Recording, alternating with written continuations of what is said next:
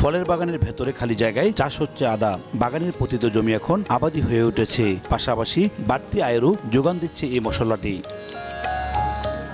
প্লাস্টিকের বস্তার মধ্যে বিশেষ কায়দা এই আদা চাষ হচ্ছে। আগে ব্যক্তি পর্যায়ে সামান্য কিছু চাষ হলেও এবার প্রথমবারের মতো বাণিজ্যিকভাবে চাষাবাদ শুরু হলো।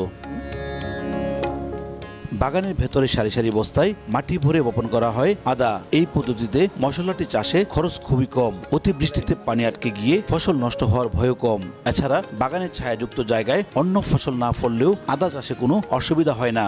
বেশ একটা লাভজনক ফসল হিসাবে আমি এটার মাঝে কাজ করতে লাভের আশা করছি।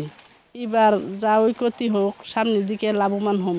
গত দেখা গেছে ভালো বলেছে, এবার সেটা ইয়ে তো মার যাইতো না, বৃষ্টি বাদল বেশি তো ভালো হবে, ফলন হবে ভালো। প্রতিটি বস্তায় আদা উৎপাদন হচ্ছে 1.5 থেকে 2 কেজি। এই পদ্ধতিতে লাভ বেশি হয় আবাদে কৃষকদের উদ্বুদ্ধ করছেন কৃষি বিভাগের মাঠ পর্যায়ের কর্মীরা। এখন জন্ম সনদ দিয়ে খোলো বিকাশ স্টুডেন্ট অ্যাকাউন্ট, নিজের বিকাশ নিজে কর।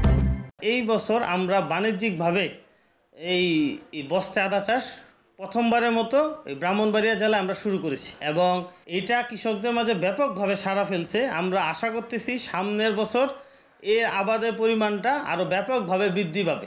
তাহলে অবশ্যই আদা কিছুটা হলেও আমদানি করার যে ইয়াটা থাকে এটা আমরা কমাতে পারবো বলে দৃঢ়ভাবে বিশ্বাস করি। ব্রাহ্মণবাড়িয়া বিজয়নগরে চলতি বছর 10,000 বস্তায় আদা চাষ হয়েছে, যা থেকে 30 লাখ টাকার আদা উৎপাদনে আসা কৃষকদের। ফল সমৃদ্ধ বিজয়নগরে এবার প্রথমবারের মতো বস্তায় আদা চাষ করা হয়েছে। কৃষি সংশ্লিষ্টরা বলছেন এই আদা চাষ সফল হলে দেশের আমদানি নির্ভরতা যেমন কমে আসবে, তেমনিভাবে আদা চাষে স্বয়ংসম্পূর্ণ হবে দেশ। উজ্জ্বল চক্রবর্তী, সময় সংবাদ, ব্রাহ্মণবাড়িয়া।